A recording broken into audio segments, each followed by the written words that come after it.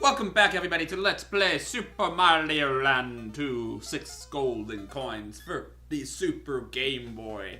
Last time, we beat the Space Zone, gained access to the final level of the game, and now we're off finding all of the secret exits, which aren't too many, now that I think about it. Yeah, there's not a whole lot.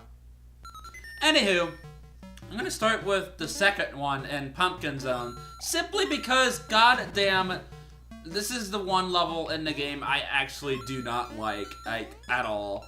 Now, you might have caught me mentioning that, yeah, the final level is definitely a big difficulty, spike compared to the rest of the game, but if we're discounting that, this next upcoming level, because of how, precision-based it is compared to the rest of the game, I'd say this is what takes the cake for the hardest level in the game entirely, because of some of the insane jumps you need to do in order to, be able to add this level to your completion list, basically.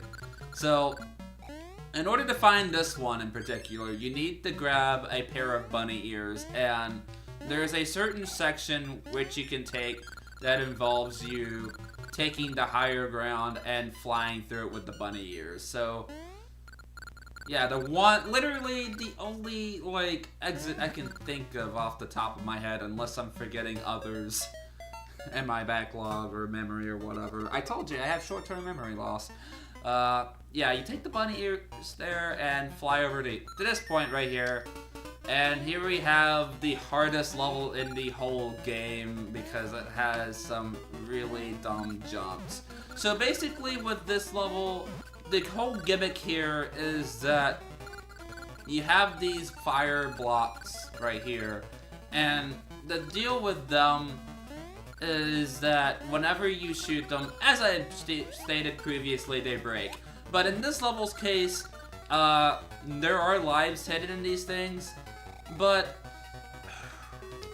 it's not necessary. I guess I should, reiterate myself. It's not that it's, super hard or anything, but, the real issue that comes with this level is that a lot of the platforms here are very small and stoic.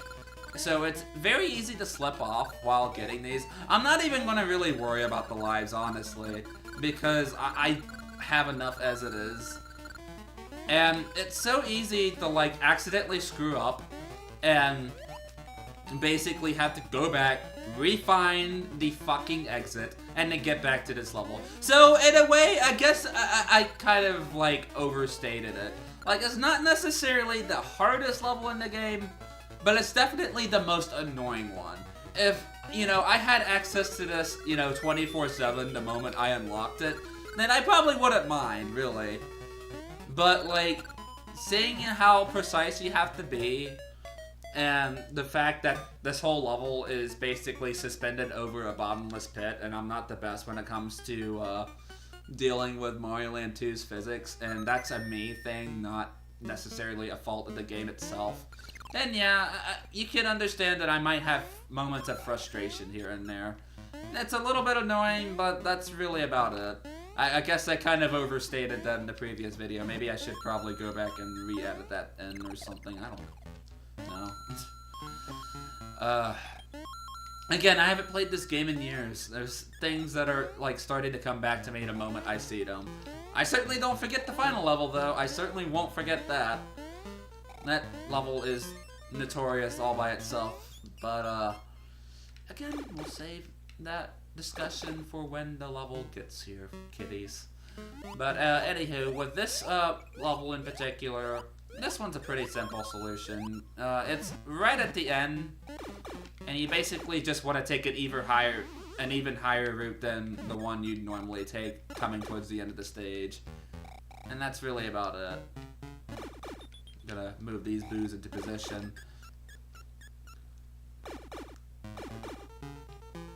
And then let's go ahead and break these blocks right here so we can grab ourselves a life.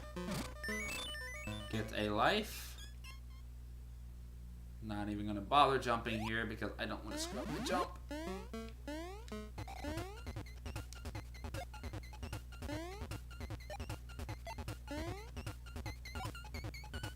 Did I take this route earlier? I should have held on. don't remember if I did. Okay, so with this section right here, basically what you want to do is that you want to take the umbrella here and go up here to get to the bell. Oh, wait a second. That's for the bell. I'm so fucking stupid. I'm telling you, man. I'm remembering little things as I go. I remember now. I'm such an idiot. Okay, so no, what you have to do is that you gotta take the low route and go through the water and go through what appears to be a bottomless pit, except it isn't, because we've seen that trick done a million times in platformers already. And basically take this route here, avoid the fish, take it slowly, don't rush it, take your time. Can't really afford to be like speeding things through here with a bunch of short burst jumps. Make sure you're big by the end of it, so you can break these.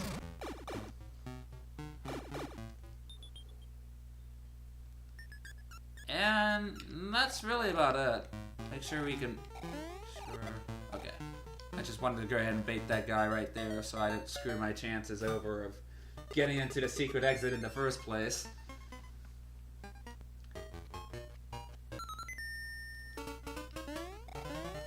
Alright, so I think this is...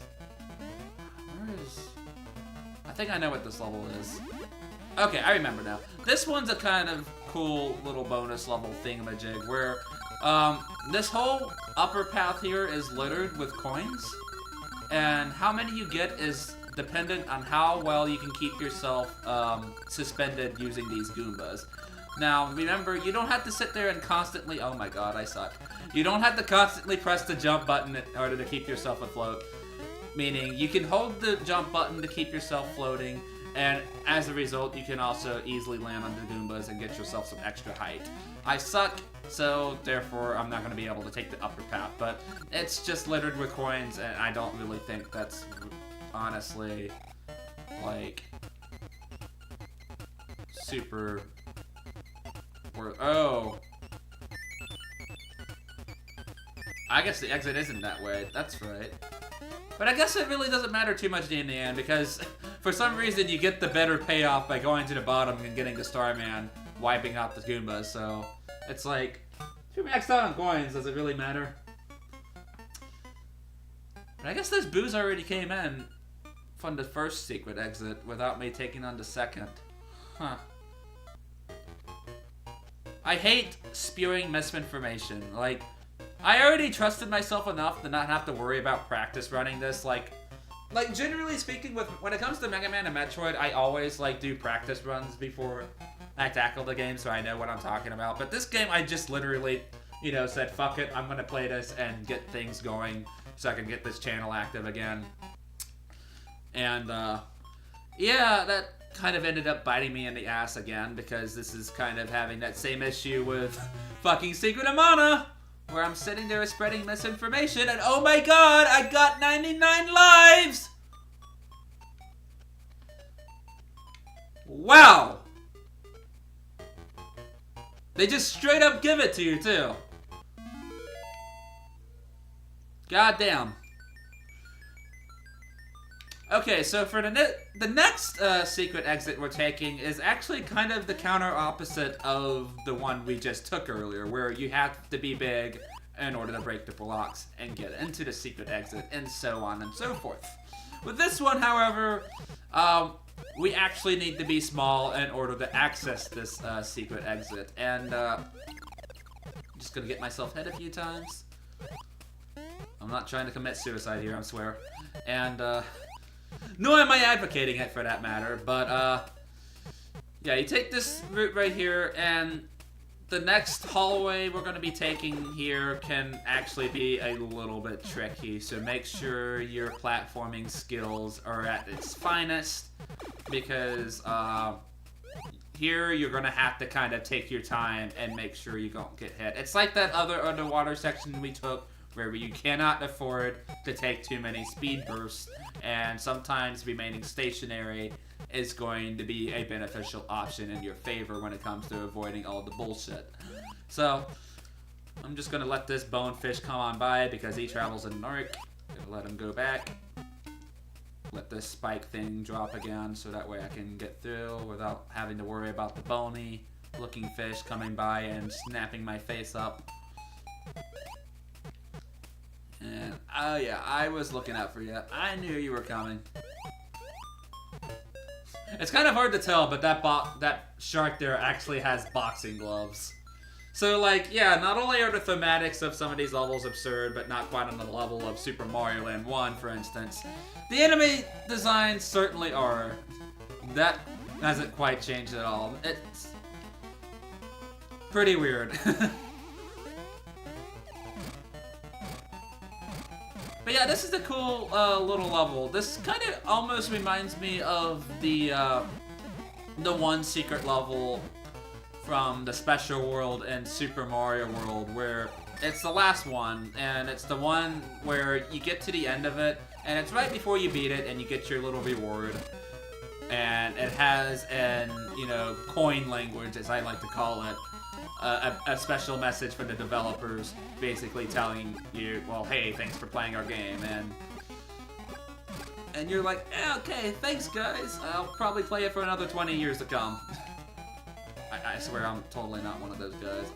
But, yeah, this level kind of has that in spades, where you pay attention and you notice, oh hey, these blocks and coins are in the formation of Super Mario Land 2. Well, just Mario Land 2, but you get the idea, damn it.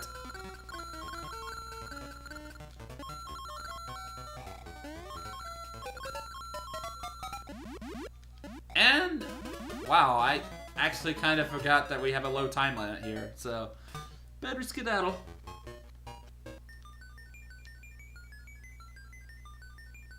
Alright, and with that, I do believe that's going to be our wrap-up for all of the secret levels. So, just to make sure, I'm going to look over the map real quick. Make sure we're not missing anything. Just kind of, like, picturing it in my head. I know I got the Space Zone one. I know I got this one, Pumpkin Zone. Mario Zone doesn't have any. Tree Zone only has one. Turtle Zone only has one. Wow, Pumpkin Zone really is the only one that has 2 secret exits, huh? I guess that's kind of fitting, because, you know, like, when it comes to, like, most Mario games, it's always the fucking boo houses or whatever that have, like, the secret exits that may or may not be, like, the actual route you need to be taking. But, I think, as a matter of fact, you do need to take the normal exit in this level in order to get, points added to your completion ratio. So I'm gonna do that real quick, and I'll meet you guys right back outside of the level. Alright, so take the low exit this time. God damn it. And then, yeah, that's pretty much a showcase there that if you take the wrong exit, you're just gonna end up back in the world map. Anywho, yeah, we have all of the levels cleared, save for the last one, so let's go ahead and take care of that. And because of that, I think this will end up being the last video of the playthrough. So, unless things go hairy here, I'd say this is safe to assume that this will be the finale of Super Mario Land 2. Or not, I might get screwed over because I've already shown in the past that maybe my skill with this game isn't up to par like it should be. But anywho. Oh boy, things are getting hairy already. So, this level is long, very long, and basically how it works is that there are several horizontal hallways you have to go through, each filled with their own different kind of platforming obstacles, and then sometimes the screen crunch can screw you over in moments like that. And if you ever needed a reason to play easy mode, this would be a good level to do so, because this level is long and it has no checkpoints. Even when you get to the final boss, there is no bell there to save your ass, so basically your platforming skills need to be at their finest, because this level will kick your ass if you are not prepared. I mean, platforming veterans, I would say, shouldn't have too much of an issue. Like, playing through this level, I would say, I say that as I've played so many fucking platformers, and I'm just being a complete and total dumbass. But, you know, playing this game casually, obviously, and, you know, you say you've mostly played Kirby and Mario, which are relatively easy platformers, and then you come to this level and it just fucking crushes your soul. Like, there is so much, like, there's so many things you have to watch out for. Moments where you're going to have to be patient and wait for things to, like, move out of the way before you proceed forward. I hate this jump right here with a burning passion, because you have to basically spawn that ball on screen first, back away, and then jump back on there. Unless you have bunny wings, which I clearly lost, so... Yeah, this is no walk in the park, like, at all. This is, if I had to make, like, a list of top 10 most difficult Mario levels, this would honestly be it, guys. Like, this would be, like, a clear contender for one of them. Oh my god, I swear the delay on that is, like, so much longer than it needs to be. Okay. Whew. Alright, so for this next section, this is something I only know about because I actually had an older issue of Nintendo Power pointing this out, and people might be wondering what triggers this said phenomenon. So, here... Okay, so what I did there is that because I'm bad at the game, I accidentally triggered the pressure panel here, which spawned these fists. But if you know where these pressure panels are, you can actually skip out on these entirely and not have to worry about the obstacle period. So that's a thing you can do to avoid needless damage if you're good enough at remembering that! Oh my god. Wario has major balls. Mario's castle is missing a wall. Since when did he have a castle at all? But whatever, dude, now he's on the move. Enter Voltron Mario Shoe. Be super careful or you might get screwed. There's a big turtle, he's gonna eat you. Let him chow down and now you're his poo. Bah! No raccoon or tanuki selections.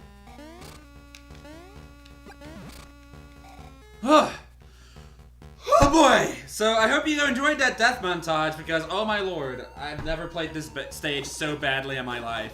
But yeah, this stage, oh my god, it just, compared to the rest of the game, it certainly does not pull any fucking punches whatsoever. Thankfully, we're pretty much out of the most rough spots in the game. Well, as far as this level's concerned anyway. We still have a final boss to fight after all.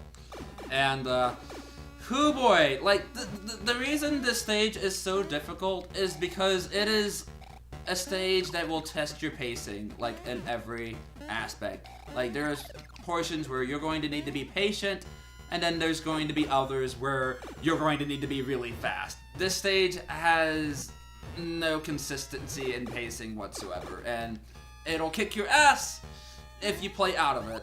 At the very least, it introduces its concepts and ideas pretty cohesively, at least. You can still kind of like sit back and see like what something's going to do before you do it, and then it gradually gets more difficult. So there's that at least. It's like, I don't think it's bullshit at all. It's actually a pretty like well thought out, challenging stage, and I honestly kind of wish Nintendo made more stages like this, really, as far as Mario is concerned. But yeah, this stage is definitely not a walk in the park. If I had Super Mario in tow, I could have just spin jumped on these things and they would have been dead immediately. But now I'm having to play like super safe and near pixel perfect because I screwed up so many times on one section that I normally get through no problemo. Maybe it's me not being super adjusted to playing with a Super Nintendo controller for a Game Boy game, or maybe I've played this game on a GBA too much. I don't know. But regardless, I'm not gonna sit there and bitch about it. We have ourselves a final boss to fight, and it can be kind of tricky, let me tell you.